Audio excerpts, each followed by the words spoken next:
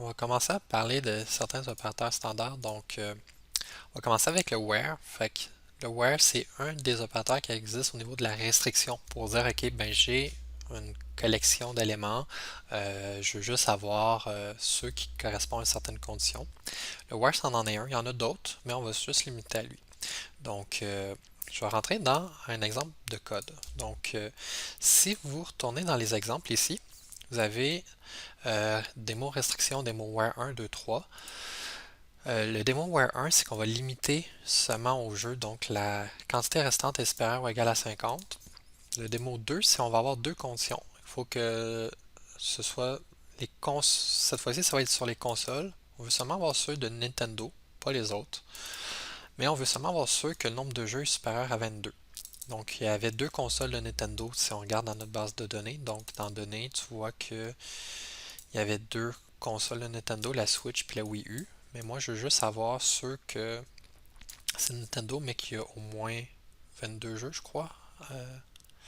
Je retourne ici. Ouais, supérieur à 22. Fait qu'il va juste nous en rester un comme ça. Et le dernier, c'est qu'on va faire un peu, on va pouvoir paramétriser un peu notre recherche en fonction de critères. Fait qu'on pourrait s'imaginer à un moment donné qu'on met des critères de recherche, mais comment qu'on pourrait faire ça avec un where, puis utiliser des critères de recherche. Donc, je vais vous demander d'aller dans Démo restriction, puis on va faire le premier. Donc, le premier, vous devrez être capable de le faire actuellement. Donc, on veut limiter selon le nombre de quantités restantes des jeux. Fait quantité restante, c'est une propriété qui existe au niveau des jeux. Je vais faire une requête que j'ai OK sur ma base de données. Premièrement, c'est sur quoi je veux faire ma requête? Sur des jeux. Fait que je vais marquer jeux. Là, je veux limiter, fait un where, puis dire OK, où est-ce que mes jeux, la quantité restante est plus grande ou égale à 50. Fait que ça, normalement, ben, vous devrez être capable de le trouver par vous-même. Puis par la suite, ben, il faut qu'on passe ces données-là à notre vue. Fait que là, on va utiliser encore la vue dans Shared, que c'est jeux, le répertoire jeux, listé dans notre cas, que c'est une liste de jeux. Fait que ça va être jeux slash listé, virgule données. Pour pourquoi que j'ai mis ça dans Shared, ben, c'est que je voulais pas créer, comme toutes les démos, c'est tout le temps afficher des listes de jeux ou de consoles, mais je voulais pas aller créer plein de vues que c'est tout le temps la même affaire. Fait que comme c'est des vues qui sont partagées par plusieurs contrôleurs, je les ai mis ici. En passant, cette petite ligne-là qui dit view bag, description requête, là, on se préoccupe pas de ça pour l'instant. Fait juste vous dire que qu'est-ce qui est ici, ça apparaît dans la vue.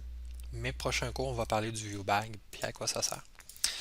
Fait que c'est pour ça que quand vous consultez les exemples, la phrase qui est ici y apparaît. Là. Mais on va comprendre un peu mieux comment que ça marche plus tard. Donc, OK. Ça, si on l'exécute, ça marche. Ça donnerait le résultat de tantôt. On va essayer de faire l'autre. Je vais obtenir toutes les consoles de la compagnie Nintendo dont le nombre de jeux est supérieur à 2. Fait que là, j'ai deux conditions. Je pourrais faire une requête, puis je pourrais dire, OK, je fais sur ma base de données des jeux, j'applique un where, puis il faut que mon jeu, excuse, c'est même pas sur les jeux, là, c'est sur les consoles. Fait que je suis pas en train de faire une requête sur la bonne chose, c'est sur les consoles. Il faut que je mette un where, puis là, je me dis, OK, il faut que la compagnie, ce soit Nintendo. Mais comment je peux savoir si c'est la compagnie Nintendo à partir d'une console? Si je regarde console, j'ai pas le nom de la compagnie, mais j'ai l'objet compagnie modèle. Puis dans compagnie modèle, j'ai le nom de la compagnie. Fait que si je suis en train de faire une requête sur mes consoles, je pourrais faire la chose suivante, dire ok, ben c'est pour console. Ma console, je m'en vais aller voir l'objet compagnie de la console, puis je vais aller voir le nom de la compagnie. Puis je vais aller vérifier, est-ce que ce nom de compagnie-là, c'est Nintendo. Ça, j'ai le droit de faire ça dans une requête, ben, même si je suis en train de faire une requête sur une console, ben, je peux, à travers ma condition aussi, aller interroger un objet en lien avec ma console, comme la compagnie, à cause que ça existe à cause que c'est défini ici dans mon modèle, que ma console, elle possède une compagnie, qui est associée à une compagnie.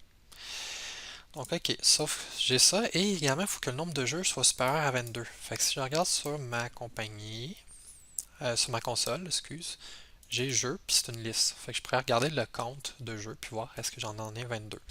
Je pourrais le faire de la manière suivante, faire par exemple un autre where, puis dire est-ce que sur ma console, le nombre de jeux, le count, c'est une fonction, est-ce que c'est supérieur à 22? Ça marcherait. Fait que ça me retourne toutes les consoles. Mais j'applique un where, donc le résultat du where, ça va être les consoles, mais seulement de Nintendo. Et là, j'applique un where sur ce where-là, un supplémentaire, fait que ça filtre encore plus. J'aurais pu le faire de manière beaucoup plus simple, c'est-à-dire, ben, à la place d'utiliser deux fois un where, ben, j'aurais pu le mettre juste en un seul where, puis en mettant un et, comme ça ici. Puis là, j'ai pas besoin de ça ici. Donc, il faut que ma console, son nom de compagnie soit ça, et que le nombre de jeux soit supérieur à 22. Donc, c'est une autre manière de l'écrire, puis c'est mieux de l'écrire comme ça qu'avec de where. Donc, ok, le suivant, là, lui est un peu plus particulier. On veut arriver, imaginons qu'éventuellement, encore on n'a pas encore vu ça, mais nos actions vont recevoir des objets ou des paramètres. Comme on n'a pas encore vu ça, ben moi je vais le mettre ici. Mettons que je vais le déclarer ici. Fait que là, il y a un nom de compagnie puis un nombre de jeux minimum.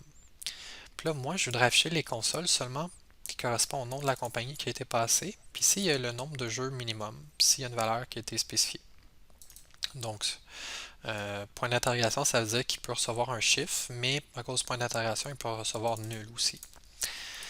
Donc, c'est un type nullable.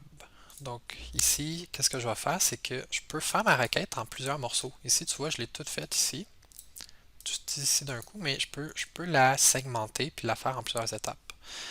Par exemple, je pourrais dire, ok, ben si mon nom de compagnie n'est pas, mon nom de compagnie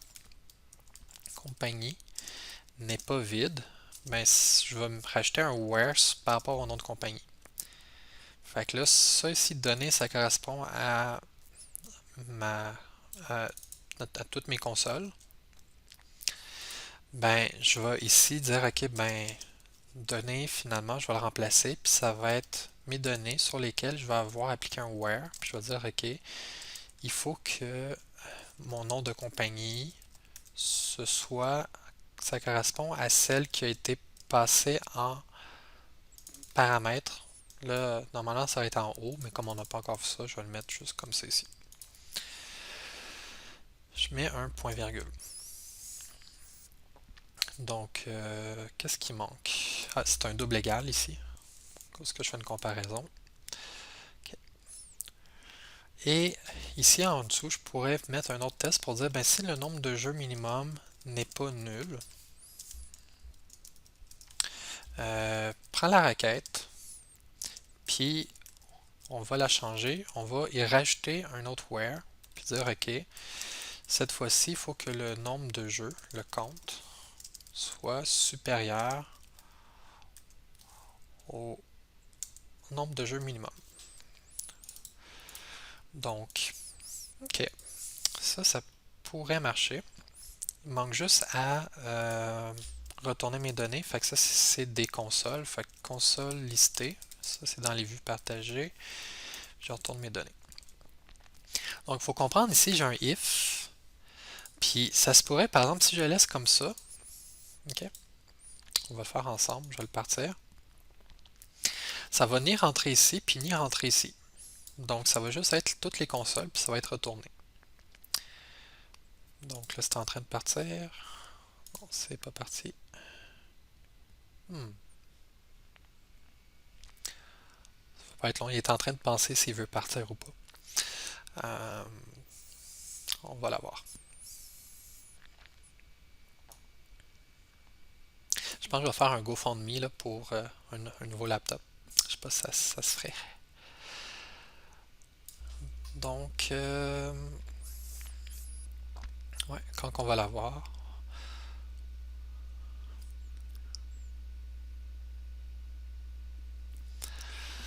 Cependant, si on décide de mettre des valeurs ici, ok, je l'ai ici. Fait que là, si je fais démo Where 3, tu te rends compte qu'il va ici, puis là, j'avance pas à pas.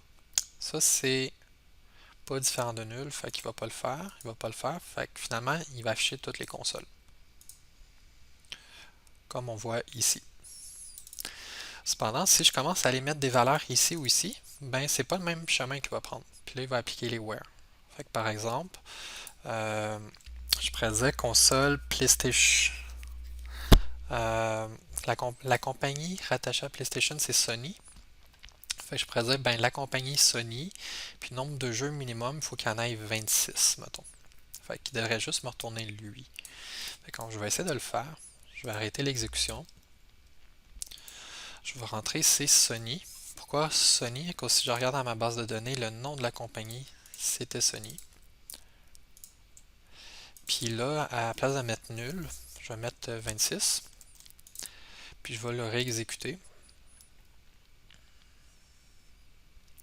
On va se rendre compte que là, ça va suivre un chemin différent. Ça va appliquer les deux where, puis mon résultat va être en fonction de mes paramètres. Comme ça, c'est pas vraiment des paramètres, mais éventuellement, ça va être des choses qui vont être passées en paramètres. Donc, on appelle ça un peu une composition d'une requête. Puis, avec Link, qu'est-ce qui arrive? C'est qu'une requête est exécutée juste au moment où c'est qu'il y en a besoin.